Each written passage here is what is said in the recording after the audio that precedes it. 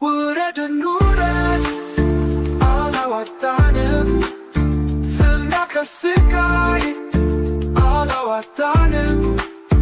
ሆብሎ ገድሎ መሞት ላይ ዳዳው ከእንግዲህ ብረት ገብስ ሆኗል ዕዳው። አዲሱ ትውልድ ሀሳብ ነው ሜዳው። እኔ የኢትዮጵያን ሕዝብ ማገልገል የምፈልገው በሚቀጥለው ምርጫ ካሸነፍኩ ብቻ ነው። ምርጫው ዲሞክራሲያዊ ይሆናል ወይ አይሆንም ለሚለው እናንተም አትናገሩም እኛም አንናገርም፣ ወይም ኢህአዴግ ማለት ነው። የኢትዮጵያ ሕዝብ ይፈርዳል። ቀንና ማታ የምንሰራው ዲሞክራሲያዊ ምርጫ ለማምጣት ሌላ ምንም አጀንዳ የለም።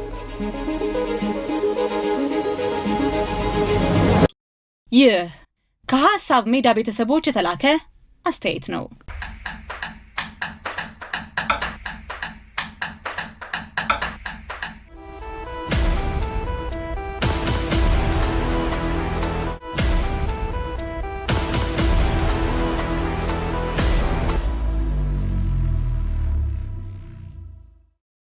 ከምርጫው ማግስት ጀምሮ በየመንደሩ በየቡናውና በየካፌው የሚነሳው የሰሞኑ ትልቅ ወሬና ዋነኛው አጀንዳ ይሄው ይመስለኛል። እስቲ እውነቱን እንነጋገር። ምርጫው ከተካሄደ ዛሬ 4ኛ ቀኑን ይዟል። ሁላችንም እጃችን ላይ ያለችውን ሰማያዊ ቀለም እያየን የተለያየ ነገር ማሰባችን አልቀረም። እኔ ሰሞኑን የምታዘበው ነገር ግን በጣም ይገርማል። አንዳንዶች በምርጫ ጣቢያዎች ያሳለፉትን ያንን የሰዓታት ረጅም ሰልፍ የቀትሩን ሐሩርና የድካም ስሜት በትዕግስት ማሳለፋቸውን እያስታወሱ እንትናን መምረጤ ትክክል ነበር በሚል ታላቅ ኩራትና የውስጥ እርካታ ደረታቸውን ነፍተው ይሄዳሉ። ሰልፉ የቱንም ያህል ቢረዝም የከፈሉት መስዋዕትነት ለሀገራቸው የነገ ተስፋ መሰረት እንደጣለ ሲያስቡት ድካማቸው ሁሉ በአንድ ጊዜ በእርግጎ ይጠፋል።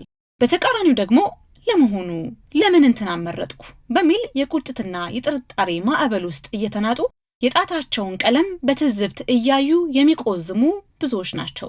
ታዲያ እኔ እምላችሁ እናንተ ከየትኞቹ ወገን ናችሁ? በኩራት ደረታቸውን ከነፉት ወይስ ጣታቸውን እያዩ ለምን እንትናን መረጥኩ እያሉ ከሚቆዝሙት? መምረጥማ የዜግነት ግዴታችን ነው። ዋናው ጥያቄ ማንን መረጥን የሚለው ላይ ነው።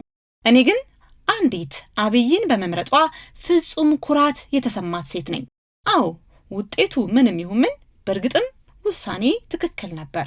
ቆም ብዬ የሰሞኑን የሀገሬን ትኩስ ትዕይንቶች ሌት ከቀን የሚከናወኑትን ተጨባጭ ስራዎችና አጠቃላይ የከተማዋን መነቃቃት ስታዘብ በልቤ ውስጥ የሚመላለሰው ስሜት ፍጹም ሌላ ነው። በተግባር እየተቀየሩ ያሉትን እውነታዎች ማየቱ በራሱ ልዩ ስሜት አለው። ለዚህም ነው ሙሉ በሙሉ በራስ መተማመን ውስጥ ሆኜ የሰሞኑን ሀገራዊ ትጋት እያየሁ ለጓደኞችም ጭምር በኩራት የምናገረው። አዎ በእርግጥም እኔ አብይን መምረጤ ፍጹም ትክክል ነበር። ሌላ የሚገርም ነገር ልንገራችሁ።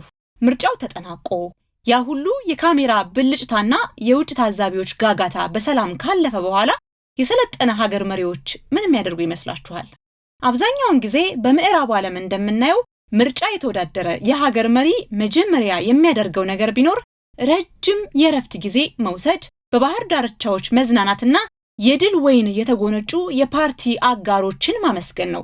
የኛ መሪ ግን ገና ከምርጫው ማግስት የጣቱ ቀለም ሳይጠፋና የምርጫው ሆይታው ሳይበርድ ልክ እንደ ትላንቱ በጠዋት ተነስቶ ወደ ስራው ነው የገሰገሰው። የድል አዳራሽ ውስጥ ተቀምጦ ከማጨብጨብ ይልቅ በአካፋና በዶማ የታጀበውን የልማት አውድማ መርጧል። ለዚህ ነው ሌላኛው እጩ ራሱንና የገዛ ጥቅሙን ሙሉ በሙሉ ትቶ ከራሱ በላይ እስኪያምነውና እስኪወደው ድረስ የገዛ ጣቱን አሳልፎ የሰጠው። የመራጭ ቁጥራቸው በዜሮ እስኪባዛ ለአብይ ያላቸውን ታላቅ አክብሮትና እምነት በተግባር ያረጋግጡበት ክስተት የሆነው። በዚህ ልክ ከራስ በላይ የሚታመን ከራስ በላይ የሚወደድና ህዝብም ሆነ ተፎካካሪ በሙሉ ልብ የተገዛለት ጽኑ ሰው የት ይገኛል? ታስታውሳላችሁ? ገና ከመሪነቱ በፊት ንግግሩ ያስፈራቸው የነበሩትን አካላት። ከዚያም ገና ወደ አደባባይ ሲመጣ ያነጋገሩ ለዛ፣ የቃላቱ ስፌትና የልቡ ጥልቀት እንቅልፍ የነሳቸው ሰዎች አመጣጡማ ጨርሶ አላማራቸውም። ምክንያቱም እነሱ የለመዱት የፍርሃትና የጥርጣሬ ፖለቲካ በአብይ ብሩህ ትረካ ሲሻር ማየት አልፈለጉም። እንደመጣ ሰኔ 16 ላይ ያንን አስከፊ የሞት ድግስ ደግሰው በአደባባይ ሊገሉት አስበው ነበር። በፈጣሪ ጥበቃና በህዝብ ፍቅር የታጠረን መሪ በሴራ መረብ ጠልፎ መጣል ግን አልተቻለም። ከዚያን ዕለት ጀምሮ እስከ ዛሬ ድረስ በየቀኑና በየዕለቱ እንቅልፋተው የሚያስቡት ተኝተው የሚቃዡትና የሚያልሙት እሱም ብቻ ነው። እሱስ በትችት ውስጥ አለመቆም፣ በምስጋና ውስጥ ደግሞ አለመዘናጋት መርሁ ነውና ወደፊት ብቻ ይገሰግሳል። ይህንን የተግባር መሪነት ለማየት ብዙ መራመድ አያስፈልግም። ስላለፉት 8 ዓመታት ለማውራት ጊዜን በመመለስ ጊዜ አናባክንም። ገና ከምርጫው ማግስት የተጀመሩትንና የተፈጸሙትን ታላላቅ ስራዎች መመልከቱ ብቻውን ይበቃል። ድሮ የተራቆቱ የቆሻሻ መጣያና የተረሱ የነበሩ አካባቢዎችን በዘመናዊ የአፈር ጥበቃና በወንዝ ማጣራት ወደ አስገራሚ አረንጓዴ ስፍራነት መቀየር ምን አይነት ብልሃት ነው? ነገሩ በቃላት ብቻ ሲነገር ቀላል ይመስል ይሆናል። ነገር ግን ሂደቱን በተግባር ለተመለከተ ሰው ታላቅ ተአምር ነው። ፕሮጀክቱ የተፈጥሮ ፍራፍሬ ፓርኮችን፣ ውብ የሆኑ የእግር ጉዞ መሮጫዎችንና የብስክሌት መንገዶችን በአንድ ላይ በማቀናጀት አካባቢውን ለአይን የሚማርክና ለመተንፈስ የሚናፍቅ ድንቅ የመዝናኛ ስፍራ አድርጎታል። ድሮ በየቦታው ጭስና ቧራ ይለብሱ የነበሩት የከተማችን ክፍሎች ዛሬ የውበትና የጤና ምንጭ ሆነዋል። ይህ እንግዲህ መንግስት የጀመረው የማይቆራረጥና ሌት ከቀን የሚተጋው የልማት ስራ ህያው ምስክር ነው። የሀገራዊ እድገታችን የአካባቢ ጥበቃና የከተማ እድሳት በተግባር እንዴት እንደሚመሰከር ያሳየን ድንቅ ማሳያም ነው ማለት ይቻላል። ይህንን ሁሉ ስመለከት ነው እንግዲህ እኔ በፈገግታ ፈንጠዝያ ውስጥ ሆኜ አብይን መምረጤ ትክክል ነበር እያልኩ ራሴን የምታዘበውና ሌሎችንም የምጠይቀው። ስለ ውጤቱ ግድ የለኝም። አንዳንዶች በየማህበራዊ ሚዲያው ላይ ተቀምጠው የቃላት ጦርነት ሲያካሂዱና የውሸት ትረካዎችን ሲሸምኑ፣ እዚህ ጋር ግን ንግግር በትጋትና በስራ ይተረጎማል።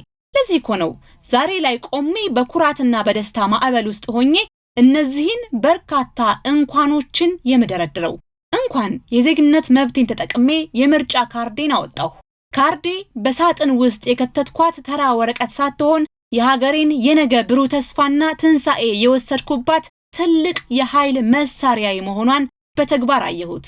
እንኳን ማን ምን አይነት የቃላት ጋጋታና ባዶ ትረካ እንደሚያወራ፣ ማን ደግሞ በተቃራኒው በተጨባጭ ስራና በተግባር እውነታውን እንደሚያሳይ በጥንቃቄ ለመለየትና ለመመዘን ቻልኩ። እንኳን ማን ስለምን እንደሚያስብ፣ ማን ለሀገር ከፍታ ሌት ተቀን እንደሚተጋ፣ ማን ደግሞ በሴራና በትልቁ የትርምስ ድግስ ውስጥ እንደሚንቀሳቀስ ለማወቅ ጆሮዬን ከፈትኩ። በቃላት ጩኸት ሳልደናገጥ እውነተኛውንና ሐሰተኛውን መስመር ለይቼ እንድገነዘብ ህሊናዬን ማዘጋጀቴ ዛሬ ትልቅ ትርፉን አገኘሁት። ከሁሉ በላይ ግን እንኳንም አብይን መረጥኩ። ምርጫዬ ፍሬ አፍርቶ የልማቱ ፈጣን ባቡር ሀገሪቱን ወደማይቀለበስ የከፍታ ግርማ ሲያራምዳት ማየቴ ውሳኔ ፍጹም ትክክል ነበር ብዬ ደረቴን እንድነፋ አድርጎኛል። በነገራችን ላይ የልማት ስራዎቹ ፍጥነት ልክ እንደ ፈጣን ባቡር በመሆኑ ተቃዋሚዎችና ተቺዎች የሚተቹበትን አሮጌ አጀንዳ አጣጥመው ሳይጨርሱ ሌላ አዲስ ሜጋ ፕሮጀክት ተመርቆ ይፋ ይሆናል። እነሱ እንዲህ አልተደረገም ብለው መግለጫ ሊያወጡ ሲያስቡ ስራው ተጠናቆ ለህዝብ አገልግሎት ክፍት ሆኖ ያገኙታል። ይህ እንግዲህ የፖለቲካ ድሆችን ይበልጥ ግራ የሚያጋባና እንቅልፍ የሚነሳ ትልቅ ጉልበት ነው እያልኩ በጨዋታ መሃል ከሰዎቹ ጋር እስቃለሁ። ፈታኝ ወቅቶችን ሁሉ በጠንካራ ስራ እያለፍን ለኢትዮጵያ ድንቅና አዲስ ታሪክ ዛሬ ላይ በገዛ እጃችን እየጻፍን ነው። ምንም አይነት የውጭ ጫናና የውስጥ ሴራ ቢኖርም በስራ ላይ ያረፈው ጽኑ እምነታችን ሁሉንም መሰናክሎች እየሰባበረ ወደፊት ያራምደናል። በትችት ማዕበል ውስጥ ሳይናወጡ በምስጋናና አድናቆት ደግሞ ሳይዘናጉ ሀገርን ከፍ የማድረግ ራዕይ ይዞ ሌሊትና ቀን መትጋት የእውነተኛ መሪ መለያ ባህሪ ነው። እናም በእያላችሁበት ለምን እንትና መረጥኩ እያሉ ለሚቆዝሙት ወገኖቻችን እኔ እንደ አንዲት ኮራ ያለች ሴት በትዝብትና በፈገግታ የምነግራችሁ ተጨባጭ እውነት አለ። እኛ ምርጫችን በወረቀት ላይ ብቻ የሰፈረ ሳይሆን ዛሬ በአስፋልቱ፣ በፓርኩ፣ በዘመናዊው የወንዝ ዳርቻ ልማትና በሀገሪቱ የከፍታ ግርማ ላይ በተግባር እየታየ ያለ ህያው እውነት ነው። ስለዚህ አይዟችሁ።